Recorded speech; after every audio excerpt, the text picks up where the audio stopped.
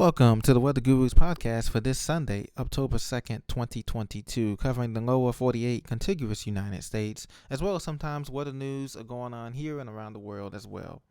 We're going to start off looking at the overall satellite radar composite for the lower 48 United States, and it looks pretty quiet. And then we're going to go into the National Weather Service hazards for the day, as well as the tropical outlook for today and this upcoming weekend.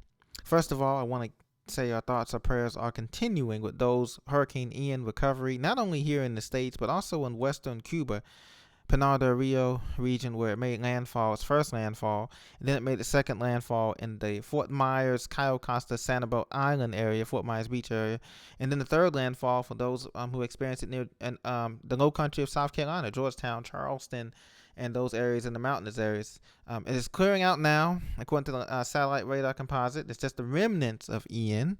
It's no longer named, and it's bringing rain to the Delmarva region, the Mid-Atlantic region, from Washington, D.C., Baltimore, up through Philadelphia and New York City right now. And in the interior mountains of the Appalachians, still some showers going on there from Virginia to West Virginia and then Pennsylvania.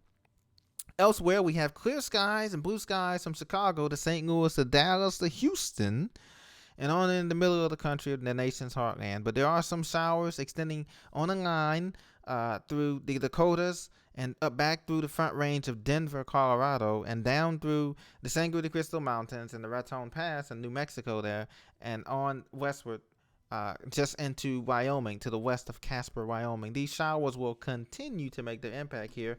But nothing too crazy, nothing severe. So that is excellent news right now. It's just kind of a light drizzle, steady rain in the mid-Atlantic here as we zoom in further here. And most of the heavier radar returns and rains is going to be from a line extending just to the on the Pennsylvania Turnpike, extending from an area just to the east of Harrisburg and Reading on in through Philadelphia and Trenton, New Jersey. That's where the heaviest band of rain is. On up the blue extension of the northeast extension of the Schuylkill Expressway up toward Allentown. So New York City, you'll get into the rain here probably in the city itself, probably in the next hour or so after lunchtime, probably around noon. But it is Sunday, so the roads should be a little bit less congested there. So that's what's going on in the national picture here. And by the way, that cold front that helped to steer Hurricane Ian, has dragged well offshore here, and it's heading toward Bermuda, and it's well offshore of the Atlantic Ocean here as anticipated. Now, looking at the National Weather Service current hazards for today, we don't have nothing going on. We do have something out west. There's a winter weather advisory. Now, this extends into the northeast, up to the Tug Hill Plateau, north of Watertown, and onto the Canadian border with Montreal. And also there's in Vermont, the Green Mountains of Vermont, and the White Mountains of New Hampshire. There is a winter weather advisory. There could be frost and freezing tonight. Temperatures below 32 or at 32 degrees tonight and tomorrow night. As that, like I said, we had that cold front come through up north, and that cool Canadian air is filtering in those areas as we speak. There's also a winter weather advisory over in Montana, just south of the border with Wyoming, and some of the higher elevations, those above 9,000 feet, could be experiencing snow showers, I should say, for the next 2 days here as that disturbance goes through there. Now, and also there's warnings, flood warnings and coastal flood warnings for Virginia, so extending from Norfolk, Hampton Roads, that area up there through the Tidewater of Virginia, and also on the peninsula with Dover, Delaware, the Delmarva Peninsula extending down. There is coastal flood warnings for that slight water level rise there, and along the coast of South Jersey, the Jersey Shore as well, for that slight water level rise that's going to be anticipated anywhere on the order of 1 to 3 feet, 1 to 4 feet there. That's going to be anticipated as a result of the passage of the remnants of Ian.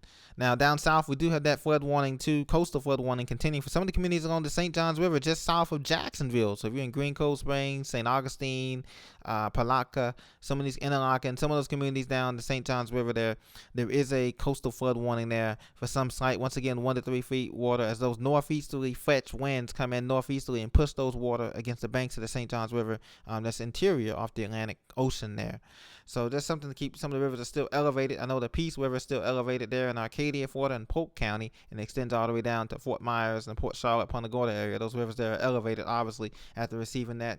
Florida got about 12 to 18 inches of rain in the interior sections, as well as when the northern eye wall came through the Inglewood, Punta Gorda, Fort Charlotte, Port Charlotte, North Fort Myers Beach, and Fort Myers downtown, and it just sat there for a couple of hours there before moving northeastward inland at that 8 miles an hour pace. So that's what we have going on. The national weather hazards. Elsewhere, things look absolutely fabulous on your Sundays, from Houston, Dallas, Fort Worth, through Birmingham, Atlanta, up through Columbia, South Carolina, and Charlotte. Looks absolutely fabulous. In the desert Southwest, things look fabulous out west too as well. So all is good from San Diego to San Francisco to Seattle to Medford, Oregon, on into Vegas. Things look fabulous there. Now, looking at the National Hurricane Center conditions here, the tropical outlook, we have two areas of interest here. One is off the coast that we're more concerned about here. This one is just coming off the coast of Africa here, just off the Cape Verde, south of Cape Verde Islands here. Now, the 48-hour outlook is only 30% chance of development, but in 5 days it's given a 70% chance of development. So look for this to become Janet soon, a depression, and then Tropical Storm Janet. That's our next name on our list here. As it moves westward through the Cape Verde and get closer toward the Windward Islands.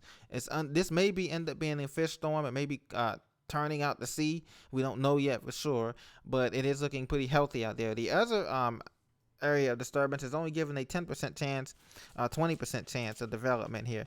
The Bermuda High is still steering these storms westward. A huge ridge, and then we're trapped between two ridges and the Screech play here. There's a ridge up north, a ridge down south, and high wind shear. The wind shear has returned, and that should block most of the storms from coming into the United States this weekend. And also this week and also this weekend. So that's great news for those trying to recover from Hurricane Ian and its effects and all of those reasons that we mentioned before. But it will bring showers down in Hispaniola, the Windward Islands, and Leeward Islands. Okay, well, this has been your Weather Guru report for this Sunday, October 2nd, 2022. Thank you for joining me. Please be sure to subscribe. I appreciate it. And donate if you can. I appreciate all your support. And take care. God bless.